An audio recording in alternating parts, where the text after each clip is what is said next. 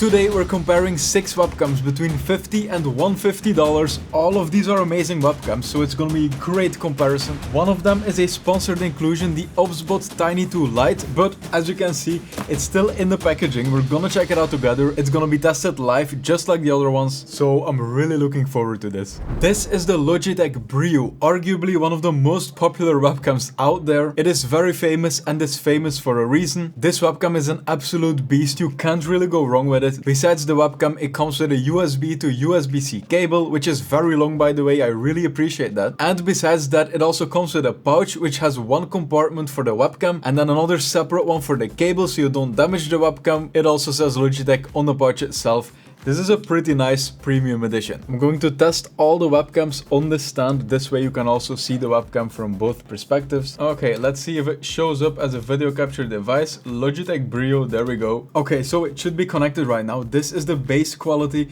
once you connect it of the Logitech Brio. It's 4K. I'm looking at my screen right now. The colors look really good. Also the autofocus, like look at how quickly it focuses on my hand and then back at my face once I look into the camera. I move closer like slowly so you can see how quickly it focuses and how far it will focus. I think now it will be pretty blurry and I'm not sure if I can focus this closely, but it definitely works really well. Now I saw $99 on Amazon, but I see now that this is the renewed version. If we look at the legit listing, it's $157, which is $7 above the budget, but first of all, it's only $7, and second of all, you can get a renewed one. This webcam has been around for a very long time.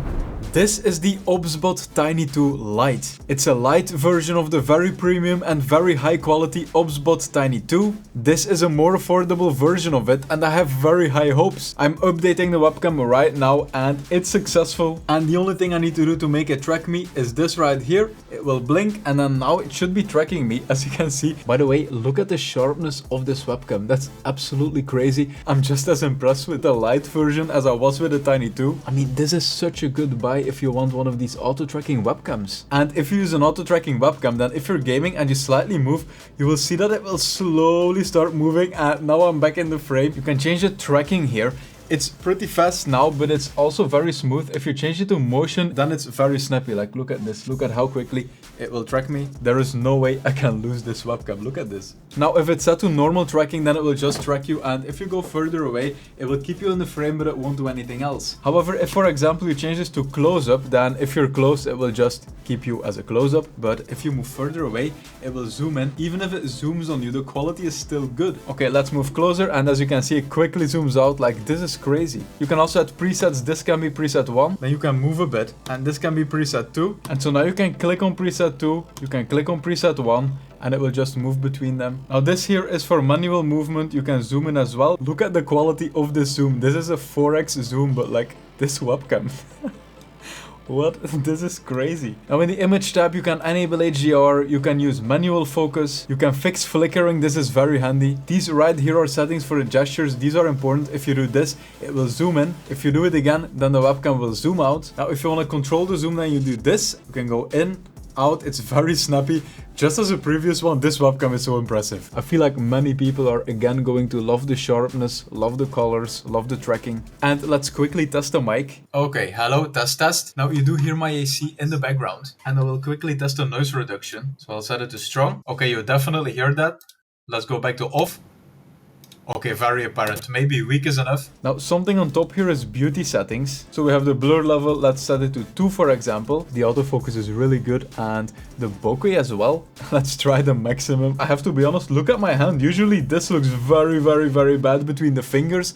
But it's working. I mean, look at this. You barely see artifacts. This is a man filter, for example. Now, let's see what it does. I'm gonna turn it off right now. Okay, so it changed the shape of my face and smoothened my skin. Okay, I'm gonna turn off the filters for now. Ooh. Okay, now the price of this webcam is $179. I don't think there's competition to this one right here. It's time for the next webcam. This is the Razer Kaijo Pro, and this webcam came out as the winner in a previous comparison. It is 1080p, 60 FPS, has autofocus, depth of field, it supports HDR, and it's a pretty wide-angle webcam. This webcam here has pretty much everything you would want in a gaming webcam. It is 1080p, but as we all know, some webcams claim to be 4K and they might output 4K resolution, but it doesn't really look as crisp as the real 4K, you know what I mean? And this webcam puts out high quality 1080p. As I mentioned, I checked it out in a previous video and there was really impressed with how it handled RGB in the background, and this is because it supports HDR and it really works. At least back then it did, so I'm really curious how it's gonna handle those lights behind me. We're gonna test it and I'm very curious because we have a lot of high performing webcams in this video. Let's attach it to our stand. Now before I connect it, this webcam is very versatile. As you can see, it can obviously connect to your monitor, but it can also be connected to a stand, and on top of that you can tilt it horizontally and you can also swivel it sideways. And I'm saying this because the Logitech Brio, which we checked out in the beginning, this one didn't have that option. You can tilt it this way, but there's no way to swivel it sideways like you can with this Razer webcam, and so that means that it's stuck in the direction your monitor is aimed at. So if your monitor is a bit sideways and you want to rotate it a bit, you can't. And there is also no option on the bottom to connect it to a stand like we did with this one here. Now in most cases that won't be a problem, but it's good to know that this Razer webcam has all the options. I will show you the full screen recording of this webcam and it seems to be working in terms of autofocus. Now something to note with this webcam is that it's 60 FPS, and as you can see, my hand movements are very smooth, and what I meant with the HDR is this right here, for example. You can perfectly see the whole shape of the RGB there on the wall. With a lot of webcams this would be plain blue, and that's the effect of HDR. It's high dynamic range, which means that very dark things have quite some detail, and then very bright things also have quite some detail, compared to darker things appearing completely black and then more bright things being completely blown out. Now I do want to note we're gonna check out this here, which is a younger brother of this one. Is the Razer Kaijo. This is the Razer Kaijo Pro, and this one was a big favorite in the more budget version of my video, and we're gonna check both today. This is the Elgato Facecam. It's a 1080p 60 FPS webcam. It can be connected to a desk stand if that's what you wish to do, but it obviously also comes with a monitor clamp, and overall the movements of the webcam are very versatile. You can tilt forwards, you can swivel left and right, and the cable that it comes with is USB to USB-C. However, it's a pretty short cable. It also comes with a privacy screen protector, and the reason I want to test this webcam next to the Razer one is that both are 1080p 60 FPS, no 4K. They both claim to output a high quality 1080p image, so we should put this one to the test. I'm actually gonna disconnect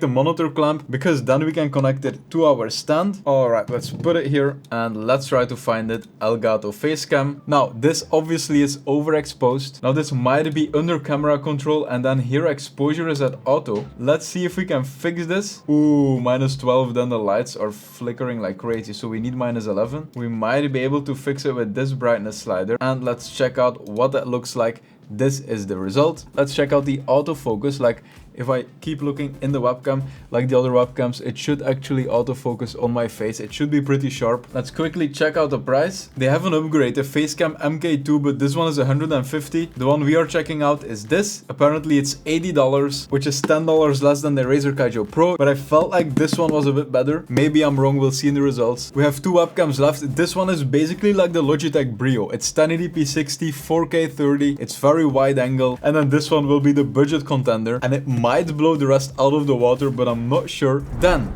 this is the AverMedia PW513. As I mentioned before, it's in the same category as the Logitech Brio, 4K 30, 1080p 60, very wide angle, and this one is a very beefy webcam. We can also connect this one here to the stand. Now this one also has a lot of movement. It can move all around. Also has a privacy cover, very useful. Pretty long cable. Let's plug it in. Let's try to find it in OBS. Right here, Livestreamer Cam 513. Ooh, this is a very ultra wide webcam. Now the webcam is constantly lagging, but I do know that AverMedia has software. Okay, I'm trying to update the webcam here so it stops disconnecting. I hope this is gonna work, because the webcam froze after 3 seconds every time. I downloaded the firmware from the website. You can see that the light is blinking, so it's actually working and updating. Okay, now I fiddled around a lot with this webcam. I feel like in OBS this is the best I can get it, and this is a very wide webcam. Like, look, if I touch this, I should move it a bit. The webcam is very versatile in terms of changing it. Like, Like, look at these options. So the webcam is as far as the other ones right now. This is definitely a very wide one. I'm gonna move it closer so you can see that.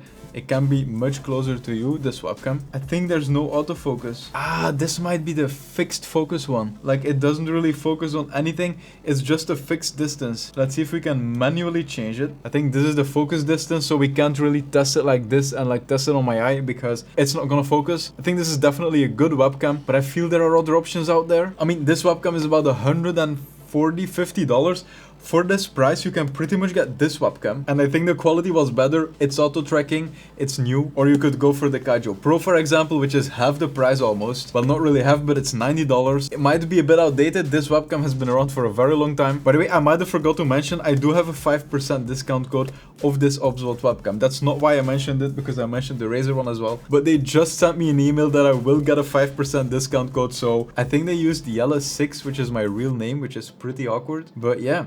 Code Yella6 gets 5% of this awesome webcam. Let's check out the price of the AverMedia webcam. Yes, $150. It's a pretty good webcam, but I wouldn't buy this one right now. And then finally, this is the Razer Kaijo. It is a $50 webcam that blows most other ones in the same category out of the water. It's 1080p 30 FPS or 720p 60 FPS. It can be connected to a desk stand, connects to your PC with a USB connection, and it also has a ring light on the front. Now, to be honest with you, I wouldn't trust this ring light to light your whole face. If you are serious about your image quality, you should at least get some lights. I will link a bunch in the description for different budgets. Adding lights to your setup will make a huge difference. However, this webcam has proven to be a really good one in bad lighting conditions. So this is the quality of the Razer Kaijo. As I told you, it is pretty sharp. Like, look at the quality of this webcam for $50. This is a very impressive webcam for the price. Now, you do see in the background the lights right there, and especially the light below that. Here, the Govik light. There's no detail, the blue light is overexposed, it's a white line, and that's exactly what the Kaijo Pro is handling better. I told you while testing it, and now you can actually see it. This webcam doesn't have a high dynamic range, so from the moment something gets too bright, it's overexposed. And I mean, this here is a great example. I had to turn the slide away because this is to light my top down here for when I'm doing unboxings, and as you can see, the light was a problem on my forehead. Now, this isn't really a big problem. You probably don't have a light like this above you, and if I turn it away, everything's fine, but it's something to note. And I'll go closer one more time so you can see my eye and the focus of this webcam, the sharpness. For $50, this webcam is really hard to beat. Now, what I'm gonna do for you is show all the webcams back to back. I've done pretty similar tests with these webcams further away than close to the webcam, showing the autofocus on my eye. I think the AverMedia PW513 was the only one that didn't have autofocus. If you're curious for my favorites, I think the Razer Kaijo is hard to beat for $50. In the mid-range, I would go for the Razer Kaijo Pro. It's 60 FPS, the image is very crisp, it handles high dynamic range very well, the autofocus is great, and besides that, it also just looks very good. It looks like a beefy premium webcam. Then in the high range, I would have said the Logitech Brio, but the Tiny 2 Lite is a beast for $179. With my 5% discount code, it's $170. I was just very impressed with the image quality, and these are my three favorites. $50, $90, $170. I know this one is 1080p, not even 4K, but if you go to the 4K range, then I would go for this one. And there you have it. I hope you enjoyed this video. I hope I helped you make a choice. Subscribe to the channel if you want to see more content. Click on that video if it looks interesting to you. Thank you so much for watching. Have a nice day.